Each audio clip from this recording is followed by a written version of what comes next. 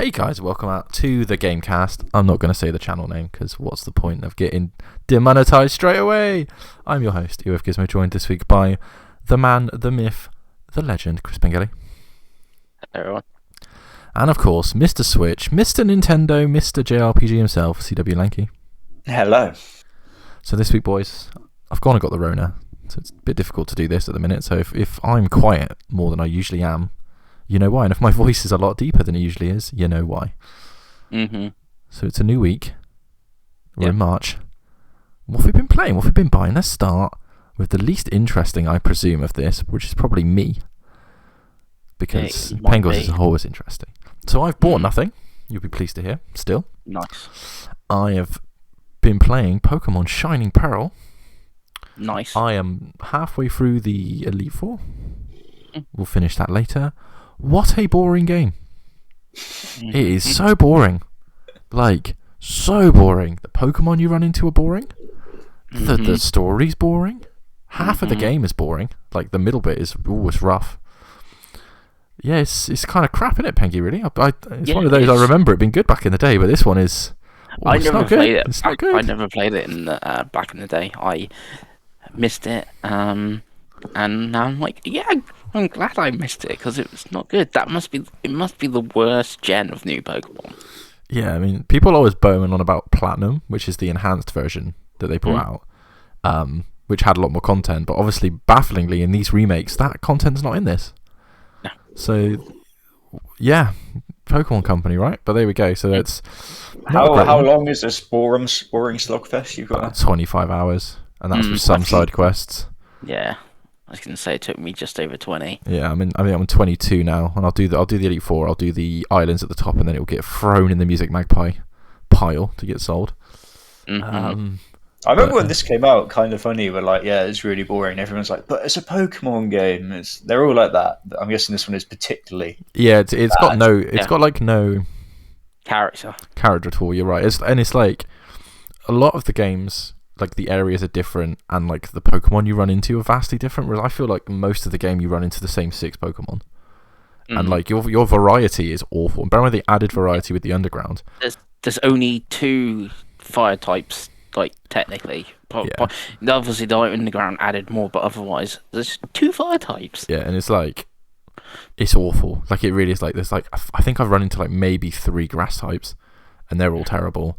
Like, I think I've got a Mr. Mime in my current Pokemon League team because I didn't really have much choice. I needed the 6th choice. He's literally rock. He's my grass type, even though he's a psychic fairy. It's just, yeah, it's one of those. I think when I played it back in the day, I remember the post game being like the best thing about it, which is not like I'm not playing it competitively. Like, it doesn't matter. You know what I mean? It was different when I was at uni, and we were all playing it on the DS in the dorm rooms. But yeah, there's that. The only other game I think I've played at all this week, I started Dark Souls actually.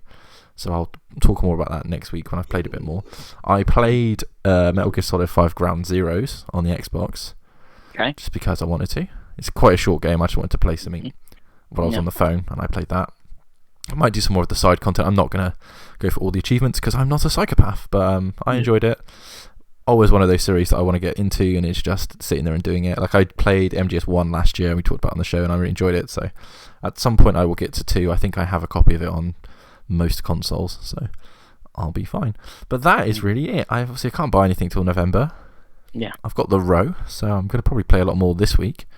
So let's go to Craigie. Craigie, what have you been playing? What have you been buying? Buying nothing this week after, massive shelling out last week. I've been playing...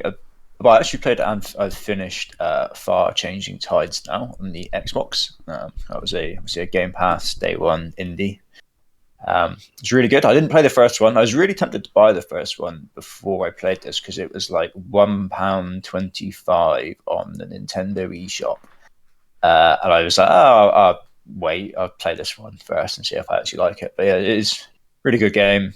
It is literally just you're sailing from left to right, Davey, and it's like a puzzle platformer.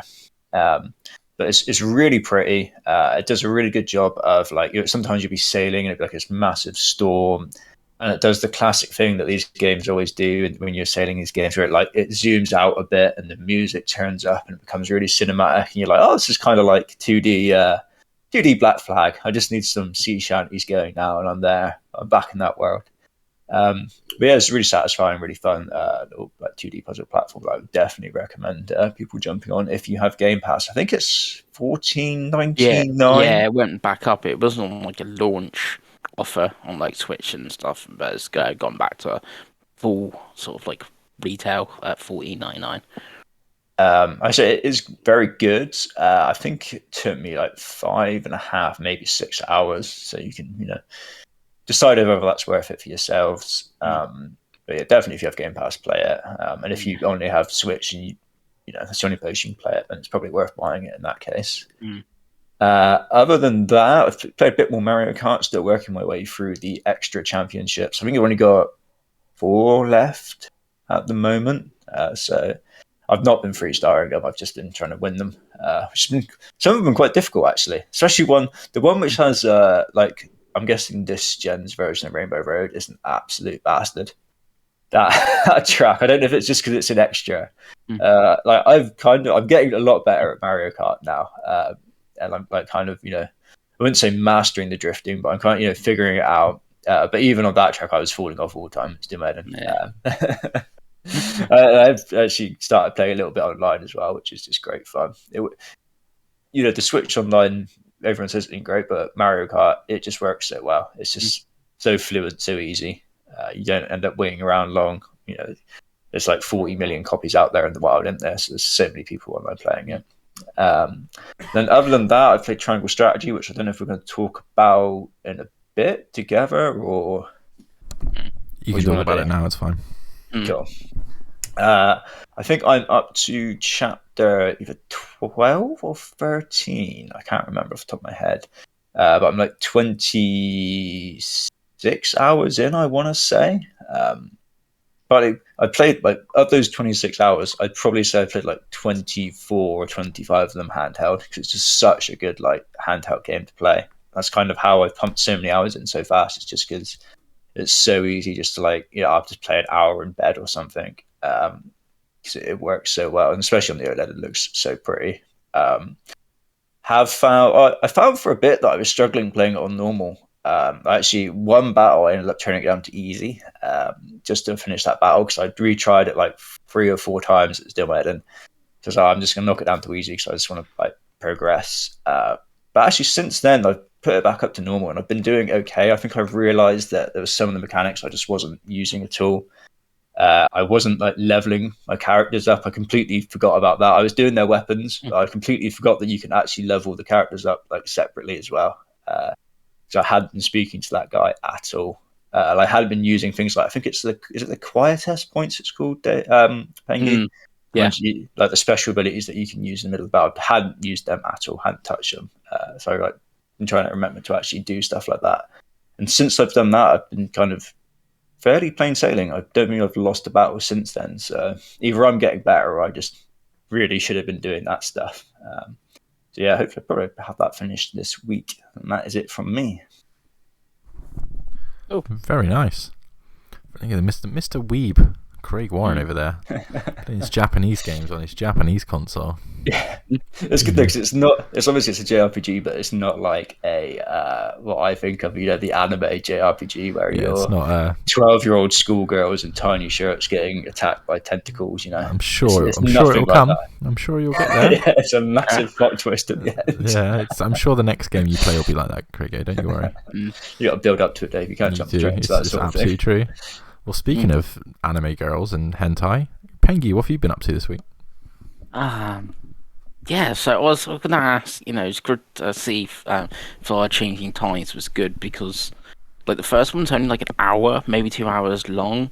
So then reviews were saying it was 10 hours. I'm like, is this going to work for 10 hours, this sort of game? So it's good to hear that it does. So that's good.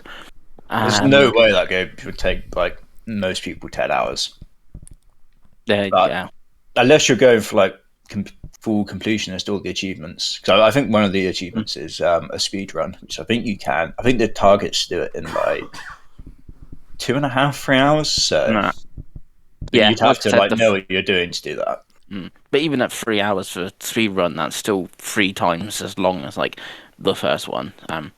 for that sort of genre to work. So it's good that is the thing. Then one of my pickups, and I've played and finished, and it is officially.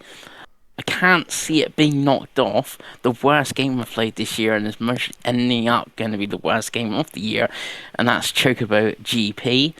So I got that. It is already on eBay. It is awful.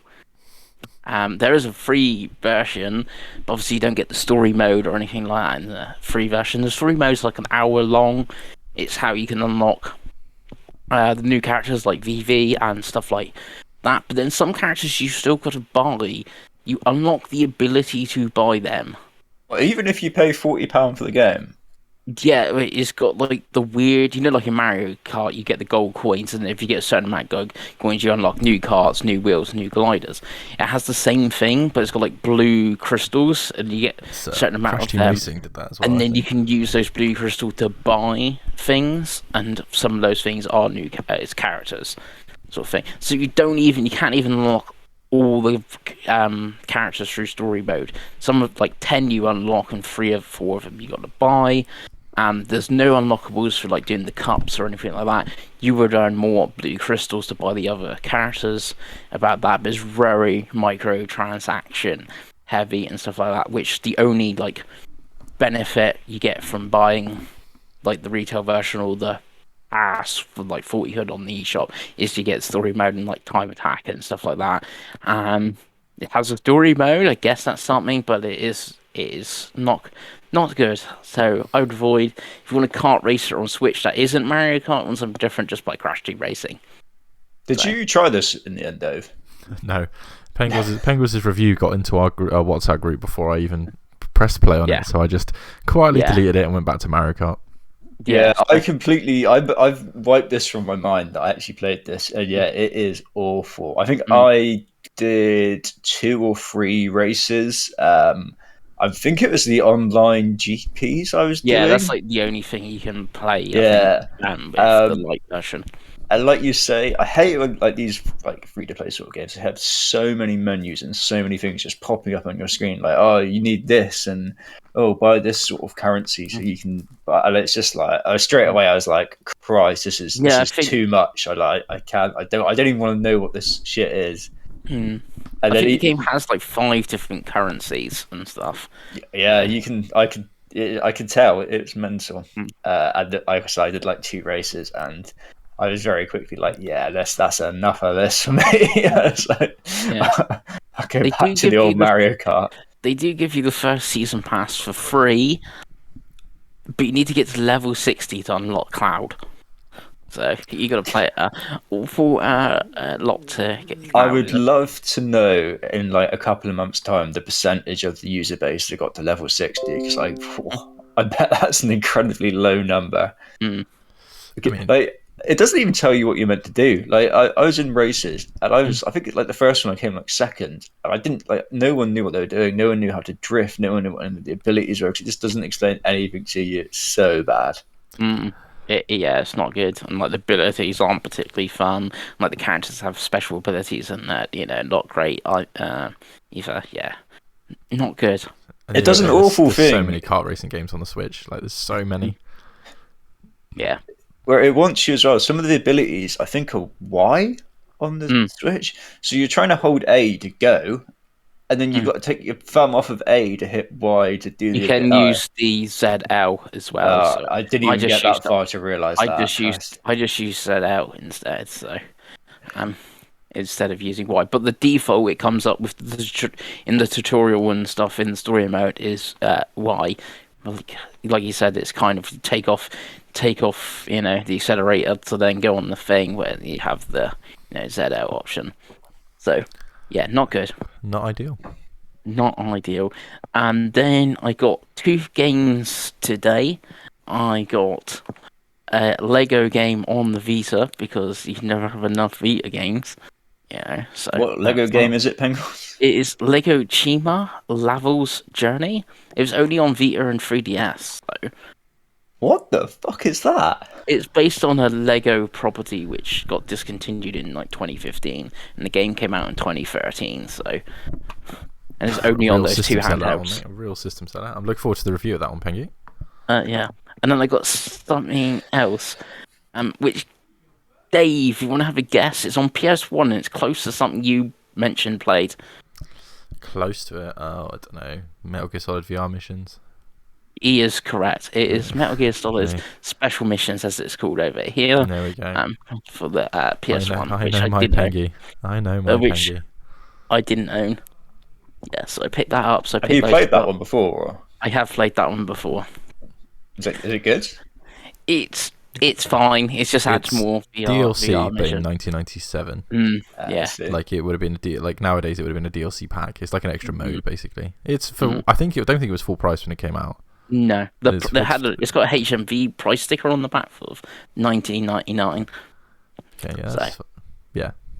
Yeah. How much did you pay for it? I paid 22 quid. It's gone Not up. bad. I don't think the PS1 version's that expensive of Metal Gear 22 Solid. quid. Yeah, For Pengy, that's not bad. I mean, for me and you, that's awful. But for Pengy, that's not bad. yeah. So it goes in the little Metal Gear sort of collection. Have you And obviously played any Metal Gear games? I have, and obviously the VR missions are referenced in Metal Gear Solid 2 by Raiden. So Yeah, he's completed over 300 of them. no, yeah. Oh, So that's I put quite over 300 Metal Gear games for me. It's like there's not even 300. Yeah. And I've only finished Metal Gear Solid 1 like 3 times on PS1. So Okay then. yeah, so that's the pickups. What I've been playing, apart from Triangle Strategy, which I finished. So it took me just over 32 hours to finish it. I played it on pretty much on normal. Did all my character stories for all characters I'd seen. I wouldn't have seen them all because you see different ones based on like your choices you make, and people. There's now guides and like you need to be X of Unity or something so you can get this character to pop up in your encampment and stuff, which is cool. You get new characters, and some of the like battles you need 12 characters instead of like 8 characters instead of the original 8. So that's cool, and they got different like. One's an archer, one's an ice mage that I've got, one's a dancer, and all that. The thing that this game does compared to like Fire Emblem is that obviously you got all these new characters and you do need to use some of them, but they're never like really mentioned in the story or whatever. And a lot of games does this. They got their little own character stories which pop up now and again if you get your certain levels and your certain ranks and whatever, and it's cool cutscenes. But then you go to like Hyzant and you got a character from Hyzant in your like your team, and it's like whatever, that character could be from wherever. And like even though there's like a super hard mode and stuff in this game, it's still like permadeath. So like in Fire Emblem, you get all these extra characters and stuff.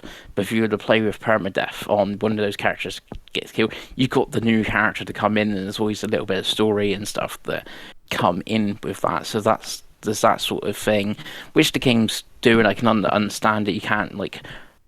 Because I might use this character all the time, Craig might use this character all the time. You can't really tell the story for all those different characters, and you got the free main sort of stories to go anyway with all the choices. Even though come the end there's some possibility of a fourth choice depending on what you've done throughout the game. Yeah, and it looks great. I only played a little bit on handheld because I wanted to invest in the story and that of the world. For that, the soundtrack's good, voice acting's good. Yeah, it's just a really good game. It's currently like the best game. Obviously, we're only in March, so there's, anything can change for the best game I've played at the moment. So yeah, this week I've played the best game this year I've played, and the worst game I've played this year, and both from Square Enix. So Exciting times. mm-hmm. You are right with it does focus very much on the main Core 8. 7, the ones that vote basically. And it is a bit of a shame that it doesn't focus more on the other characters that it brings in, because the core 8 are pretty dull throughout. I've found so far, they're all very just kind of nice and polite and very standard characters. It just changed closer you get to the end with some of the choices you make and some of the things that they want to do and stuff like that. I see, let's get a bit more eternal squabbling. I know one of the choices. Yeah, there is some internal squabbling come the end, but I know like one of the choices you've made was the same as mine. So I believe you won't, like me, won't be able to get the golden route as it's called. So, but then there is replay value. If you want to, you can go for the other sort of like routes and stuff like that. If if you want to. But yes, With the choices, did you find in your playthrough at all that you've ever had a situation where they chose? Because obviously it's down to them to vote for the choices, and you have to try and influence them. Did you ever find that they chose against what you wanted? yeah, Oh, I that's found that. exciting. Okay, because I was Yeah, hoping and that happened to me, but it hasn't so far. yeah, from like I said, if you look at guys, that is when you're just regularly walking around. Let's say you're walking around the town, and you talk to people, and you get your three options. You talk to people, they all go into like three different categories. So whatever choices you make there will then reflect on other choices. So it's like I saw a trailer or something. There's some like character you can get with a pickaxe. I'm like, I've never seen this character with this pickaxe. It's like, oh no, you need to have this leveled up this far to be able to do this. And again, like I said, there is a golden route, so there's a choice that had to be made kind of early on. Because like looking at choices, I've done nearly all the other ones. It was just one of the early choices that it would change something. I feel looking at the endings that there are, I've got like I guess the second like best ending or the good ending or whatever you want to call it, or the silver route if it's the golden route. So yeah, quality game. Actually, I did lie. I did buy two digital games on Switch as well, which is another Square Enix game, and because I bought Voice of Cards for Forsaken Maiden. So Nice. Yeah. I think the you were saying about how you've played like two Square Enix games this week. One of them's the best, and one of them's the worst. The next task for Penguins is you got to go out and buy Babylon's Fall and review that for us. Because Oh god. I mean, interesting to see if that makes it below Chocobo or not. Yeah. But Voice of Cards will be my fourth Square Enix game in a row. Because Have you played the first one? I've not played the first one, but they're not connected, but sort of connected. The reason I went for Forsaken Maiden is reviewed. They're both the same price. It reviewed slightly better, and it is longer, so I'm getting more bang for my buck. Because obviously it's a bit longer. But the only thing is there is only like one ending.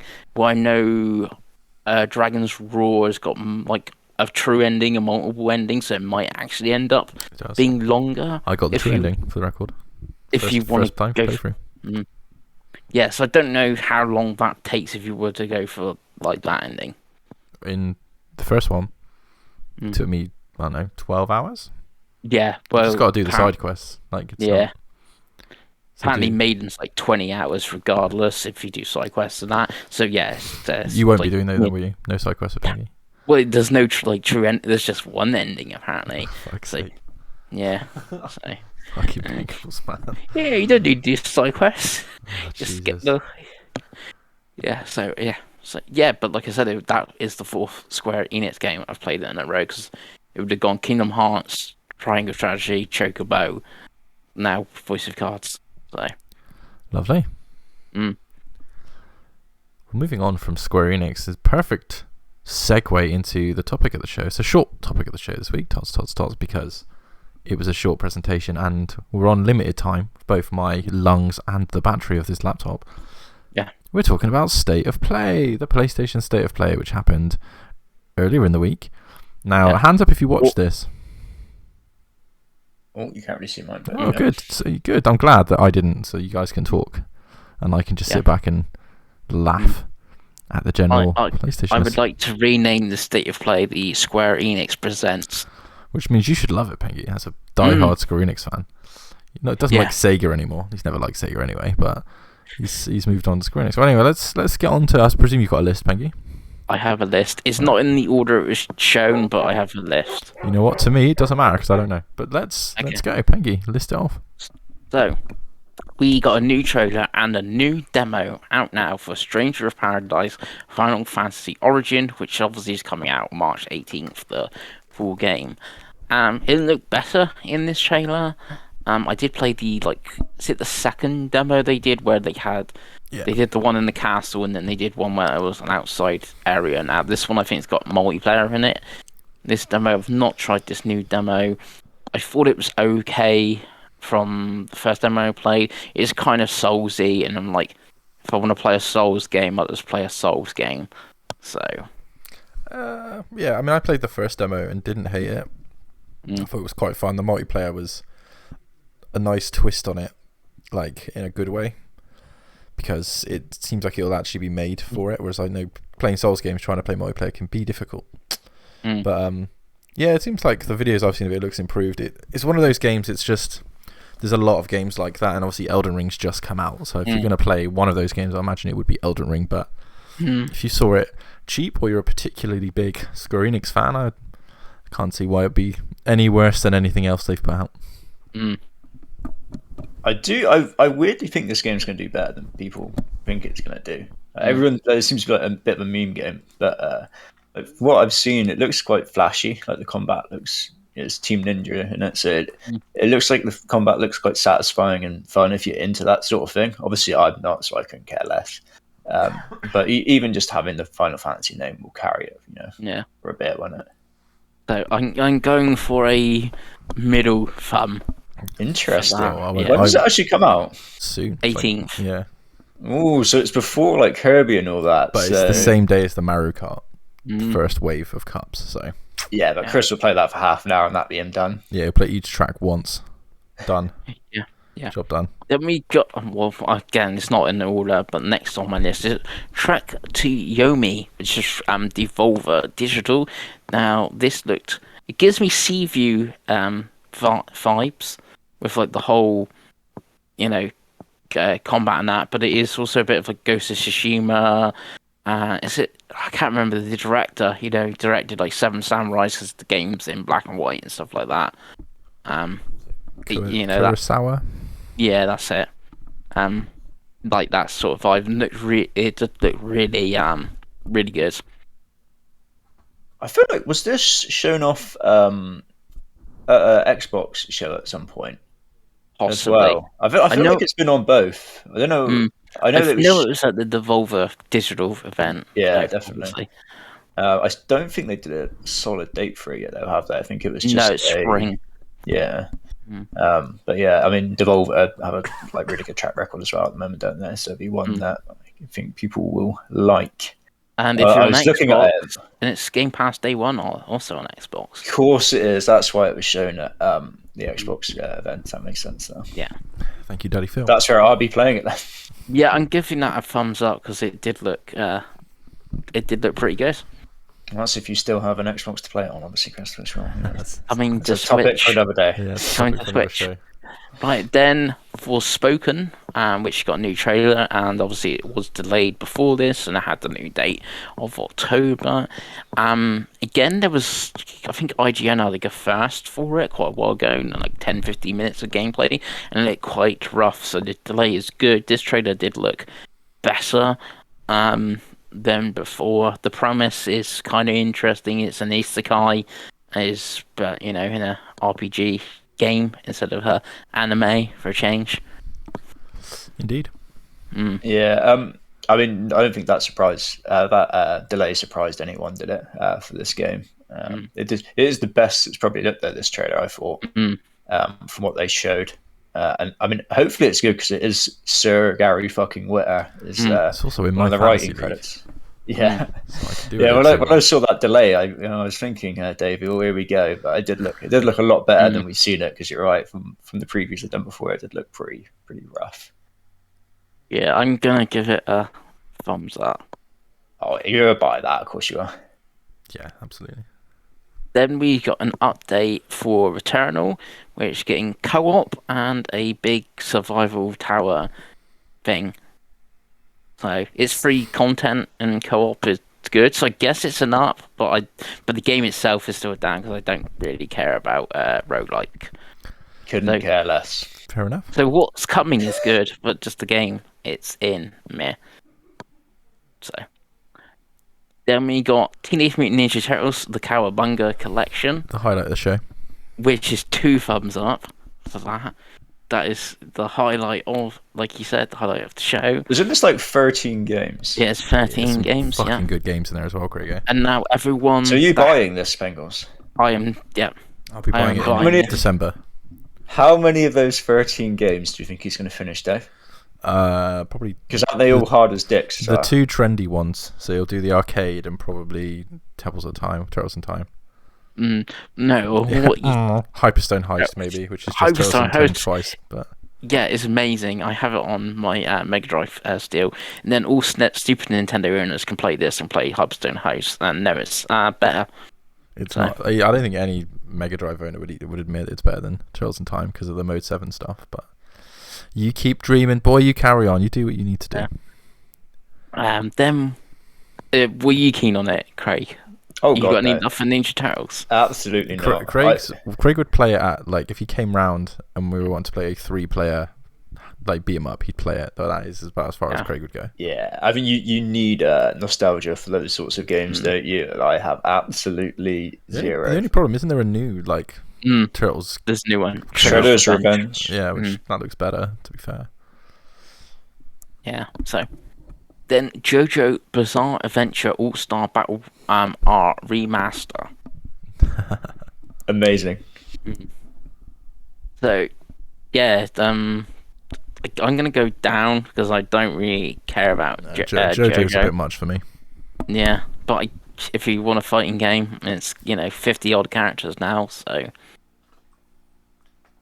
I guess that does nothing for you either, Craigie. Absolutely not. Couldn't care less. Yeah, sure.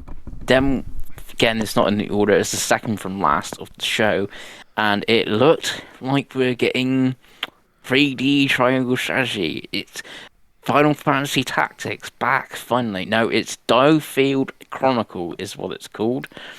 It is still a big 2 thumbs up because it's a Square Enix strategy RPG, and Platinum Games is the developer, even though Babylon's Fall is awful from reviews, so maybe that's not a positive. But yeah, it looked good. Very keen on this. What about you? It's coming to everything, isn't it? It's coming to everything. Yep. Do Platinum make games like this as well? Because I know they're known for like their hack and slashy sort of games. Have they got a history of this sort of thing, or is this? Not really, but they make a lot of games, so it's like I think it'll be good. But yeah, I won't be playing it on PlayStation, put it that way. If I'm going to play a game like that, it will be Switch, probably. I will be playing it on Switch as well. So, yeah, it's the best chance it has, isn't it? Then, what opened this show to disappoint me and most probably a lot of people on Twitter, because it was a Capcom logo and dinosaurs. So everyone, I got very excited. I was getting Dino Crisis. It's like, here we go, Dino Crisis RE engine. No, it's I was going to say Avatar, Anthem, but with dinosaurs. That's one of the characters even looks like Regina as well, which is quite funny. Like, it literally, like, this game was definitely a Dino Crisis game once upon a time, and then they're like, oh, we can't call it Dino Crisis because it's not what people want. Yeah, it looked like there was a similar game to this one that came like Second Extinction or something like that, which is apparently really bad. This looked mental. Like, it looked absolutely bonkers. Like, at one point it was raining T-Rexes or something like that, I think. Yeah, because the game starts with a dinosaur weather report, and it's like, this is the dinosaurs in like the weather today of what dinosaurs are gonna come out of the sky. It's gonna be obviously Capcom and that, like you're saying, Second Extinction. It's gonna be more polished with that, and I think it will be better than Anthems and stuff. But if it's like a 4-player online multiplayer game, like, I can see this getting headlines in like 3 months' time. The player base on Steam for Exoprimal is 200 people. I'm like, yep. Just like all of the ones they've made for Resident Evil that have like 2-player base. Yeah. The combat did look like stupid dumb fun, I will say, but this is a game that has to be on Game Pass, basically. If this isn't on Game Pass, it dies. Like, I can see it being hard to play. Yeah, so that gets it gets a down for me. Actually, it gets 2 down, so there's not Dino Crisis. Double down. what closed the show, but this next on my list is Valkyrie Elysium. So the Valkyrie series is coming back with a 3D hack and slash RPG thing. The art style of this looked really strange. Hmm. I don't know what it was meant to be. I don't know if it almost looked a bit like the Tales game that came out last year. Tales of Arise. Yeah, but not quite as pretty as that. I thought that looked a bit better. I feel like they just make so many of these types of games that it just gets so lost. They do. Yeah, it's just like, oh, there's another one of these. Okay, and I think as this closed the show, the fact that it was this sort of game and it wasn't Final Fantasy just really didn't help it. I think if you compare the Square Enix showings on this compared to the Direct last month, I think Nintendo definitely got the better deal. Put it that way. Of the Square Enix games on show. Yeah, definitely. Yeah, so close the show. It is PS5 and PS4 and PC only, it seems. So no Switch or Xbox, like it seems. Even though it looked like it was running on the Switch, because it did not look great. I am going to give it a middle of the road because it might be, it's a Square Enix RPG. It could go either way. So I'm going to give it a middle. And that was that. Was it, Pengy? Was that the entire state of play? Nope. Okay. We just closed the show. Yeah, but just going on the order of my list. Giga Bash, which is a kaiju fighting game, top down, but we just got one of them called Dawn of the Monsters, which was a Stadia Pro game, and that's coming to everything else like a week later. From Way Forward. I don't know who does this one, but yeah, 2 of them in like a space of a month. So. Love that. We got a trailer for Ghostwire Tokyo. Again, it actually does look quite good. I am going to give it a middle. The game itself, I'm actually going to give it up for, but I'm going to give it a middle of a road because we all know in 12 months' time it's going to be on Game Pass, sort of thing. And then like, I don't know exactly when Deathloop came out. Was it October or November? Yeah, it's October or September. Yeah, and you can get it now for $16.99 on PS5. So even like you could basically in 6 months' time, this game's going to be like less than 20 quid on PS5 and PC. So even if you haven't got an Xbox, wait 6 months, you're going to be able to get it for pretty cheap. The trailer does look really good for it, but weirdly, like the next day, IGN put out like 18 minutes of like just pure gameplay, not a trailer. Okay. I watched like 2 or 3 minutes of it and was like, it looks so good. I was like, that's enough. I don't need to watch it anymore. I'm sold. Like, I will play this when it eventually comes to Game Pass. Do we know if this is coming last gen as well, or is this PS5 only? PS5.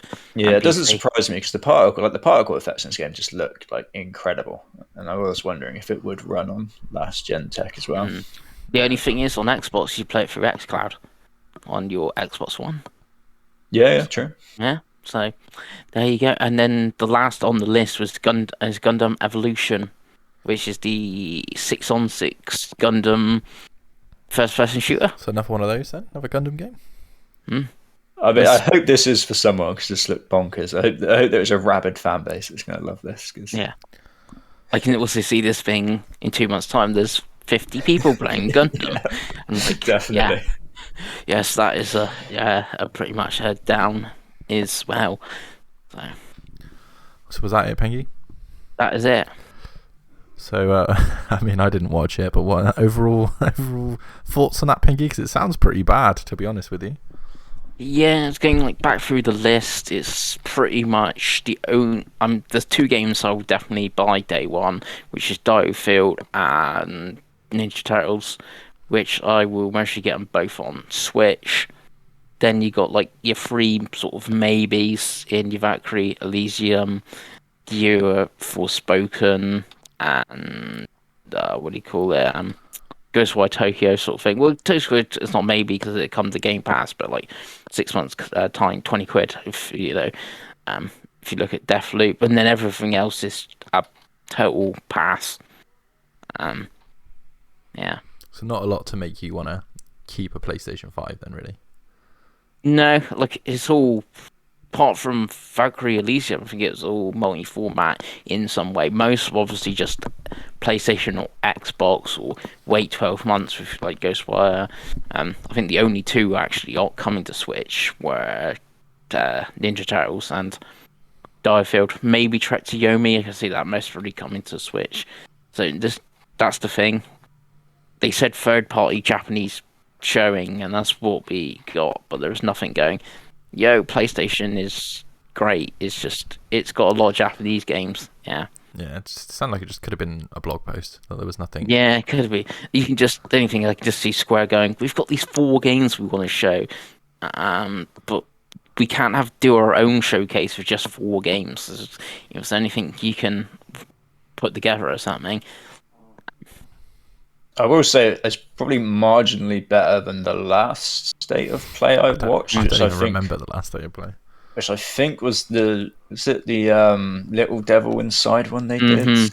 I'd say it's marginally better than that, but yeah, I mean, it doesn't help when everyone beforehand is like, "Oh, this week, it's a Japanese publishers. We might get Resident Evil 4 remake. We're gonna get." But they know Final that's what's going to Fantasy. happen when they say they're going to do a PlayStation State of Play. Yeah, we're going to get Final Fantasy 16. We're going to get 7 Remake Part 2. And, all those rumors really don't help it. Because it just sets the expectations so high, doesn't it? And it was never going to be that. I think I guess, obviously, this was the State of Play. The link, and obviously send Little Devil Inside was again State of Play. I think the only time you can kind of get those expectations, maybe, is like when we had the last PlayStation Showcase. I think if they come out and going, "Oh, we got PlayStation Showcase coming," and it's 45 minutes long, you're going to go, "Okay, God of War's going to be here." But if they say we got a State of Play coming and going, "Yeah, this is going to be pretty much," you can pass on there. There could be some cool stuff, but you don't really need to watch it. Just to be fair to them, they have been like the State of Plays have been consistent. Like this has been like where they've all been around this sort of level. So people should know by now what you're getting. You know what the internet's like. Everyone gets their hopes up. Yeah, it gets into a frenzy. Yeah, they work themselves into a shoot. And you're like, probably not going to see Dino Crisis. That's the thing where it started with the Capcom logo and a dinosaur. You go, "Oh yeah, we're getting Dino Crisis," and then it's like, "Oh no, it's Exo Primal." Absolutely not. One day, thank you. One day. Yeah, and then like, "Oh, we're going to end State with of Play." And it's even with the Square, we're going to end with 2 Square games. And it's like, is this Final Fantasy Tactics? It might as well be Final Fantasy Tactics, looking even at the logo. But it's like, why have you not put the name on it, Square? It's like, I love how random those like 2 games at the end, the names of both of them as well. It's like, I can't even remember what the first one was called. You're playing a game called Triangle Strategy at the minute, Greg. Yeah. But anyway. Well, that was the State of Play show. Obviously, before I die, another show. We'll have maybe something more exciting to talk about next week, but who knows? Yeah. Pengles might provide us with his own entertainment the way it's going at the minute, but we'll see. We'll see.